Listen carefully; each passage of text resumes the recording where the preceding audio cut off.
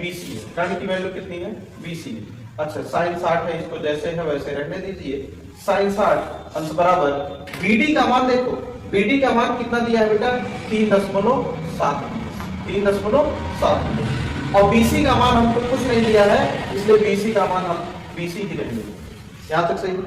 Sign 60 अंश का मान √3/2 होता है क्या?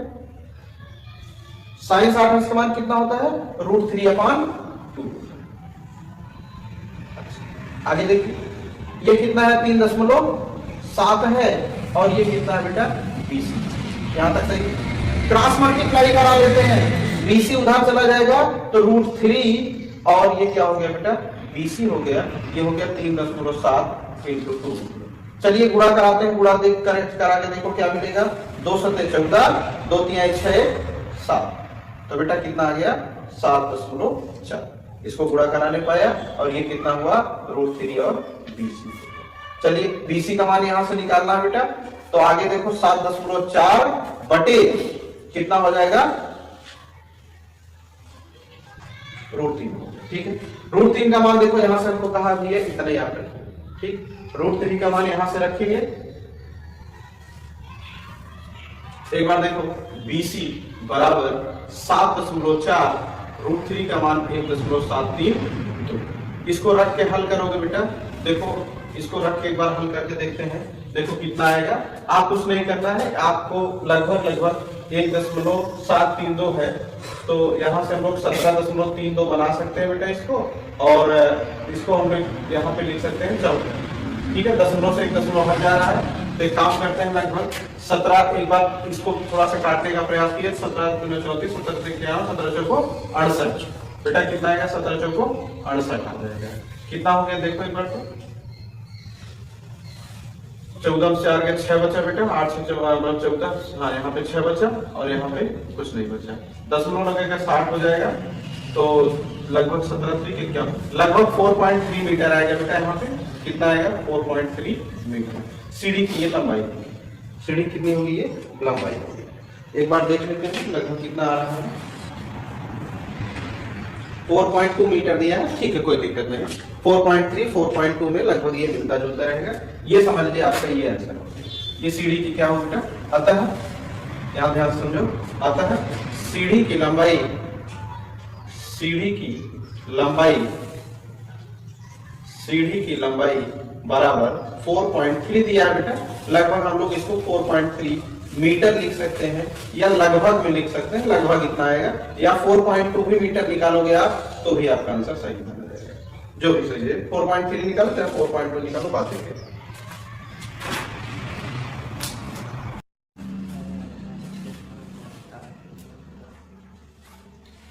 देखिए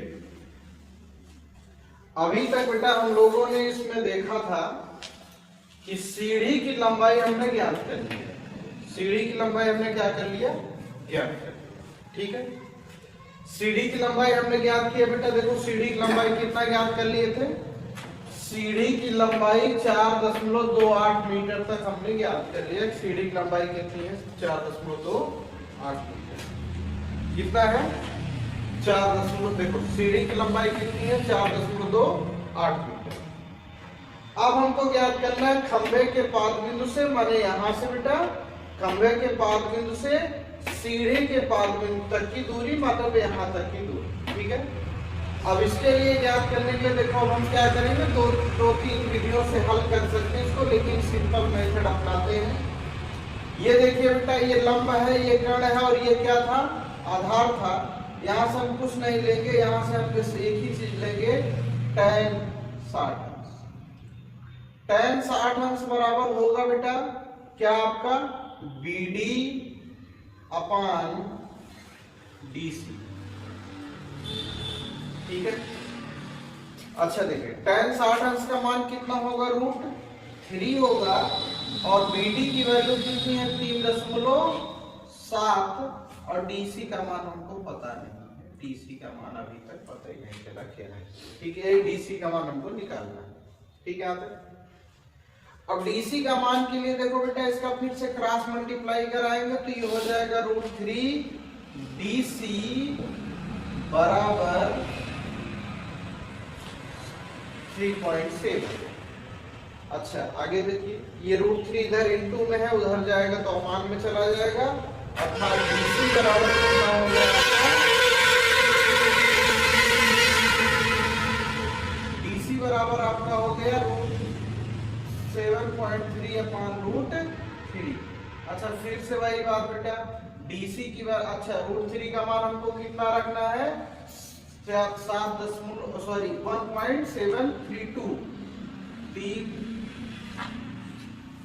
3.7 बटे 1.732, यही मान रखना है।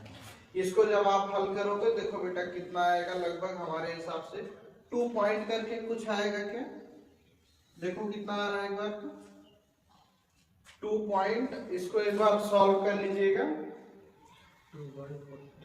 2.42, यही इस पे इसको भाग करो तो 2.42 आएगा, लगभग 2.14 करके ना, ठीक। आगे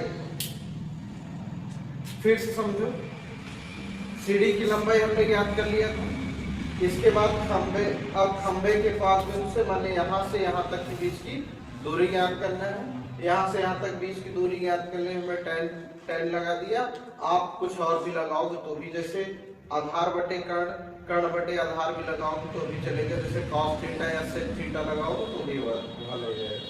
लेकिन सिंपल था क्या, tan थीटा की वैल्यू कितनी है बेटा, BD अपान DC है, BD अपान DC, थीटा का मान √3, BD का मान यहाँ से 3.7, DC का मान पता नहीं, ये हमसे पूछा है, क्रॉस मल्टीप्लाई कराने के बाद ये ऊपर चला गया बेटा, वो नीचे चला गया, 1.73 का भाग दे दिए, 2.14 करके ऐसे कुछ आ जाएगा, ठीक है, 2.14 या 412 ऐसे करके कुछ आ जाएगा, ये आपका, ठीक।